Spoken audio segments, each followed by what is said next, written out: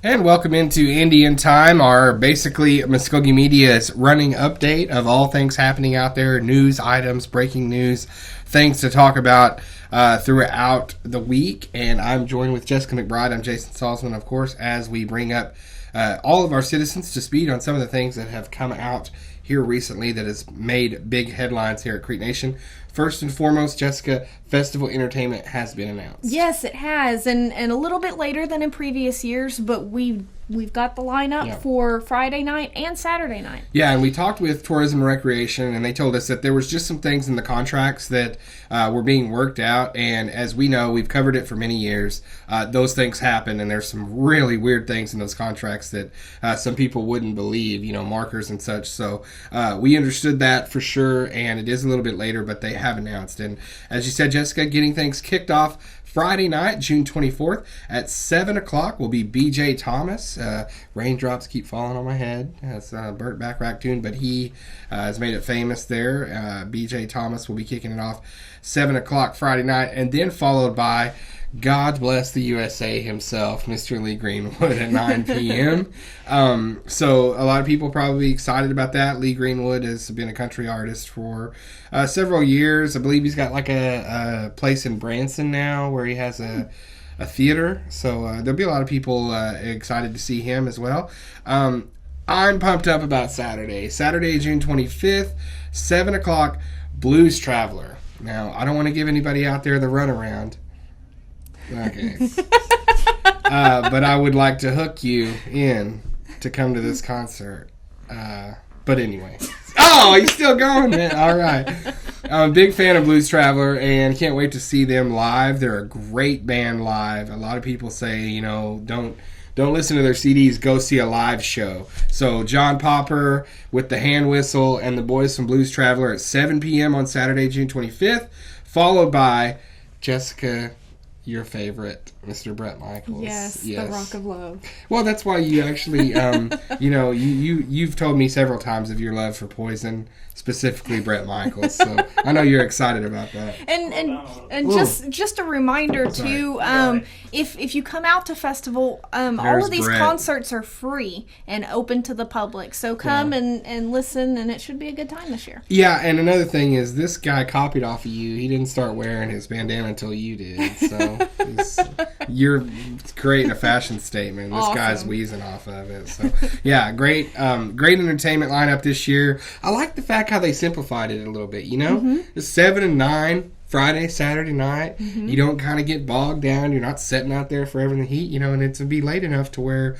kind of you're ready for those acts anyway. There may be some acts that they have on the stages. I don't know that they're just not publicizing right now, but for me, I thought that was pretty neat that they kind of simplified it down and just got a couple of acts on each night. So looking for a big crowd out at the Creek Festival. Should be a good time.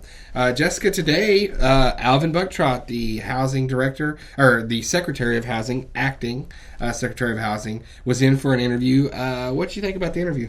I thought it was interesting. He spoke about some issues he's encountered in his position as the acting Secretary of Health. And one of those Secretary of Housing. All right. One of the things he talked about, and he mentioned it in a Hugh committee meeting, was that there's 115 instances of delinquent payments on rental and housing properties. And so he talked about that. Some of the things he's seen as far as that's concerned and what his plan is. What struck me was that he seems to have, and he feels this way though, feels like he's been sort of, since his comments about the delinquencies and that they're going to pursue getting those people either in compliance with their payments, or we're going to have to figure something else out, maybe even evictions if you can't make the payments or will not make the payments. But what was odd to me was that he had felt this feeling like he was sort of a bad guy for that stance. And my feeling to that is that's people not living in the real world. If you want to point the finger at somebody asking you to honor an agreement. And we got the agreement, the document. That's going to be on MuskogeeMedia.com as well. That interview, I think, actually is already up on MuskogeeMedia.com if you want to go check that out in its entirety. So stay with us there. You can catch it if you're not really an internet person or anything like that, don't want to watch it online.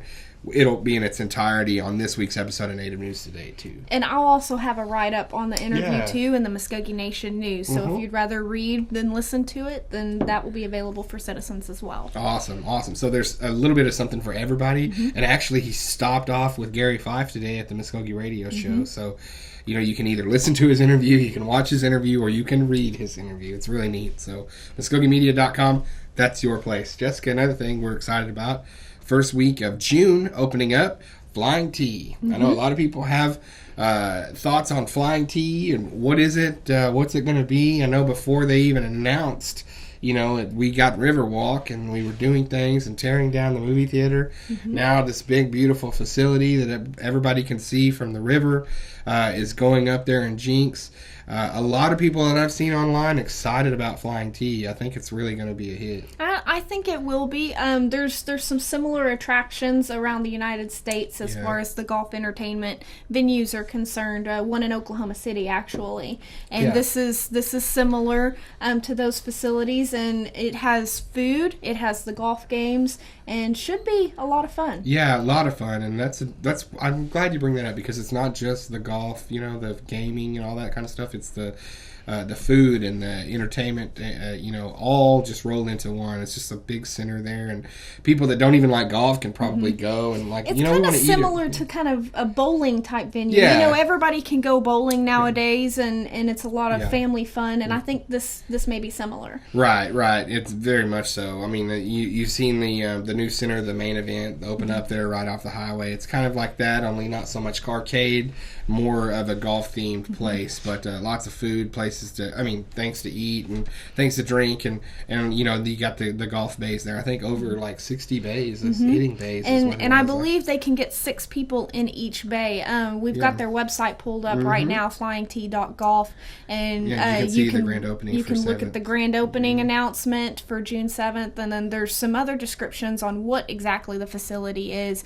One of the reasons that we're being told by people within the nation that they chose to kind of go with this facility and rent it out to them is to help bring businesses to Riverwalk.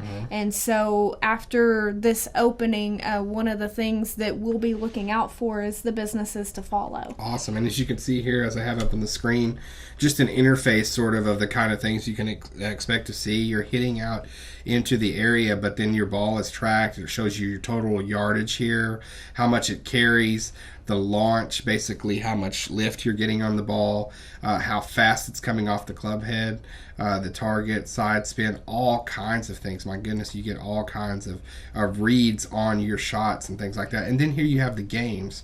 So, different types of things. You can play darts, pig, horse, like everybody plays in basketball, long drive, 21. And they also have some of your PGA recognized courses where you can kind of play that course electronically while also, hitting a real golf ball. Look what we got there. Food. You hungry? Always. Yeah, burger, fries. And that's kind of in the first level, kind of like your bar food type of stuff. Then Ironwood Rotisserie. I think it's in the middle there. So it's basically going to be rotisserie chicken, grilled ahi tuna, steaks, neat type of place there. And then Flight is on the very top level. And it's perfect for every occasion. It's basically a restaurant. And it says where you can enjoy flights of food, craft beer, specialty cocktails, and premium wine. So what a neat place there. Lots of food, entertainment, golf. The Flying T, get on our level. So coming June 7th, we'll keep everybody up to date on that. Good little site We'll be there too. at the ribbon cutting at the grand opening, and we'll bring you more news as we go out there and experience it. Yeah, and we might even hit a ball or two. Who knows? That would be fun. Do you play golf? I don't, but I'm intrigued. Will you swing a club? I will swing a club. Okay, cool. For Native News Today, If you're going though, just like a night out, you and the husband and some of y'all's friends, you're swinging a golf club. Oh, right? absolutely. You're not just like, I'm just going to eat. You guys go ahead. No, you have to have fun. Okay, cool. Awesome. Well, everybody out there, we hope that you've enjoyed this small update here. Jessica and I keeping you up to date on all the big things happening. Go out there and look at creekfestival.com if you want to get all up to date on all the things that are going to be going on there. Check out the events, whatnot, and get back up, like we said earlier, the entertainment's been announced. So, you got Lee Greenwood, Brett Michaels, Blues Traveler, just going to be awesome. So everybody get excited about that. Then the Buck Trot interview, it's on MuskogeeMedia.com, along with lots of other things from the Muskogee Nation News and a lot of other things that we've been working on too. So stay with us on MuskogeeMedia.com for all of your updates as they become available to us and the stories that we're working on currently. We're actually, I don't know if we want to give them too much, but I think people out there will be excited to know that we're working on something looking at sort of the history of the festival itself. I think that's going to be neat to put together, and we're going to be working hard on that here at the beginning of end of this week and the beginning of next week. So lots of great things. Stay with us right here on MuskogeeMedia.com for all things Muskogee Creek Nation. Jessica, thanks for being with us. Thank you. I'm Jason Salzman. We'll see you guys next time.